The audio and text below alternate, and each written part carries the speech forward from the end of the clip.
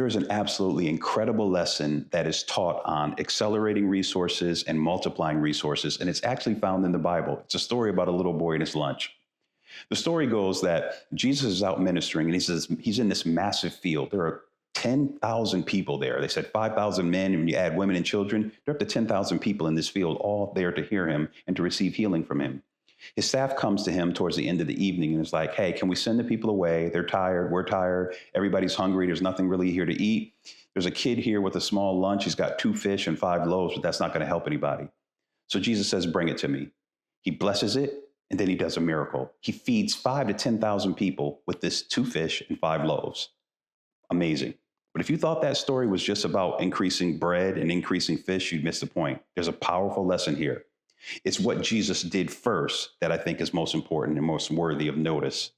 He told his team, he said, go and set the people into groups of 50 and 100. Like, why would he need to set people in groups of 50 and 100 in order to perform the miracle? He could have just multiplied the loaves and fish, but instead he required first that they put those things in order. And it's the first principle. Increase and multiplication of resources first require that you have things in order and you're organized. That's a very powerful principle. Yes, you're in an apartment, you want to go to a house. Is your credit in order? Yes, you want to scale your business, but are you prepared with the infrastructure to handle what might come? Yes, you want to magnify and increase your wealth, but to what extent are you preparing for it? Have you done any work relative to understanding investing? Do you have any resources that you're looking at? Like, how seriously are you organizing and preparing for the wealth that you seek? Because before the things can be multiplied, despite what you pray, you first have to do what Jesus had indicated. You got to set things in order. You got to put things in organized so that you're prepared to handle and receive what might be multiplied in your life. That's just the first thing he did.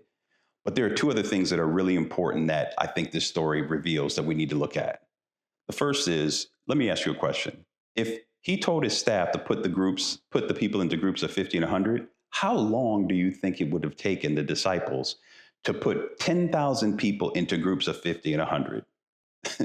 That had to take some time. What's my point? In order for you to multiply and increase things, you not only have to have things in order, you have to recognize that it's going to take time. Because notice what Jesus didn't do. He performed a miracle with the fish and the loaves, but he didn't perform a miracle with time. He didn't accelerate time so that the disciples and the staff can go out and do it quickly.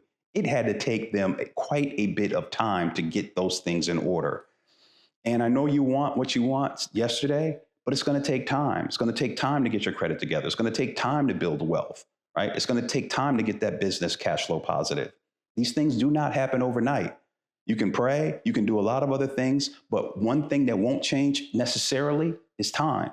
That's in your hands. Timing is in God's hands, but time is in yours. And I would imagine it must have took them a while to get that done. After everybody has eaten, after everyone has had their full, then Jesus tells his staff, take your baskets and go and collect everything that's left so that nothing is lost. Oh, that's a powerful statement he just said. It also gives us a clue as to why he put them in groups of 50 and 100. He was about to release a miracle to them. He said, in order for me to do it, I've got to have you organized, and you need to have things in order so that when I release it, nothing gets lost. He told the disciples, go and collect all the fragments so that we don't lose anything. You don't want to have things poured into your life that you lose because you aren't structured and ordered and organized to keep it. Think about all the people who win lotteries, right? Millions of dollars, and then a year later, they have nothing. They've lost it. They were never organized, never had things in order to keep what was given.